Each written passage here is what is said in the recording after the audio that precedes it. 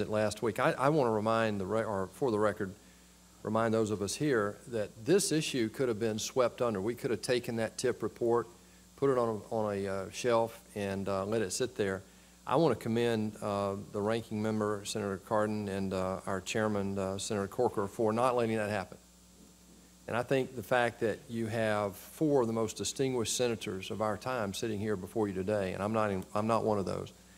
These 4 gentlemen are very dedicated to this issue, I know personally, and they've got other things to do this morning, but they're here because of this nomination and how important it is. And I applaud all of them for that. I'm honored that, Mr. Chairman, that our nominee today is from Georgia. I've watched her for the last decade attack this with a vigor. I think your question, Senator Menendez, should have been directed toward her husband to see if she really has the iron will. I suspect that she does.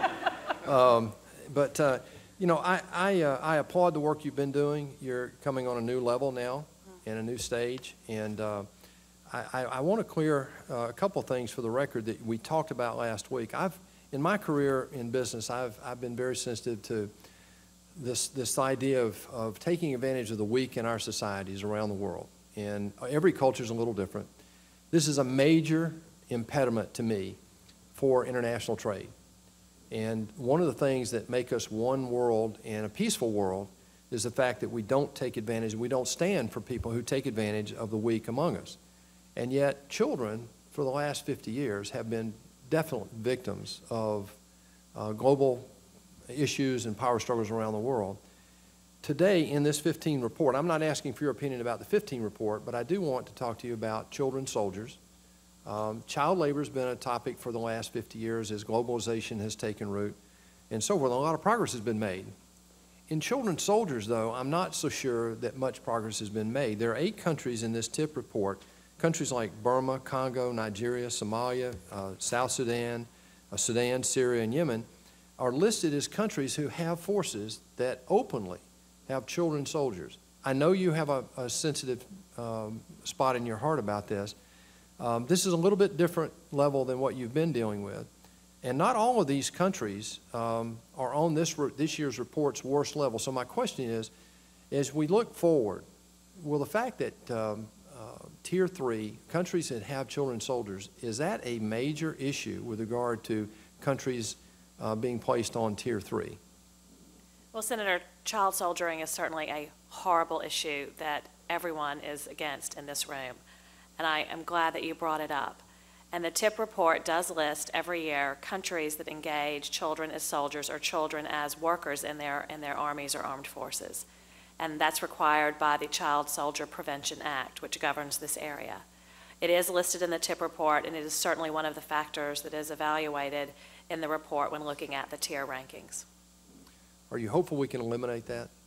I'm hopeful we can do lots of things, Senator. That is on the list. Yes, sir. Thank you. Along with that, you've heard discussed here today, and I think one of our concerns looking at this 15 report is the efficacy of the report.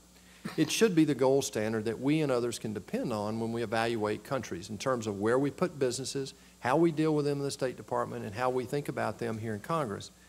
But we now learn that in this report in 2015, there are several countries that just don't comply. Several years, Germany has not provided information. Now, we have no reason to suspect they're not a continuing Tier 1 operator, but the fact that they're not providing information gives me pause.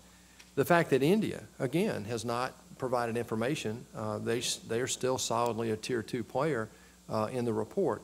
How will you, in your role, help to maintain the efficacy of this report, not just to make sure it's not politicized, but also to make sure that the participating countries provide the information that's so important for you to make your determination?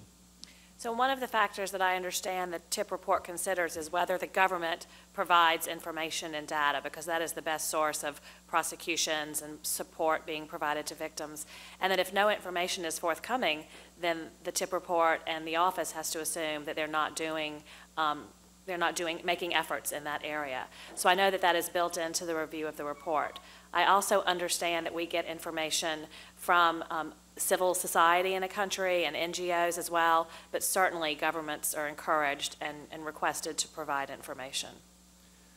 You know, there's a reported tension between JTIP and the Regional Bureau of State and U.S. missions overseas that go back to JTIP's creation back in 2001. Some observers contend that while JTIP is praised for raising the policy profile of human trafficking, its ability to project its anti-trafficking messages as a priority is hampered by its perceived unequal footing vis-a-vis the regional bureaus at state.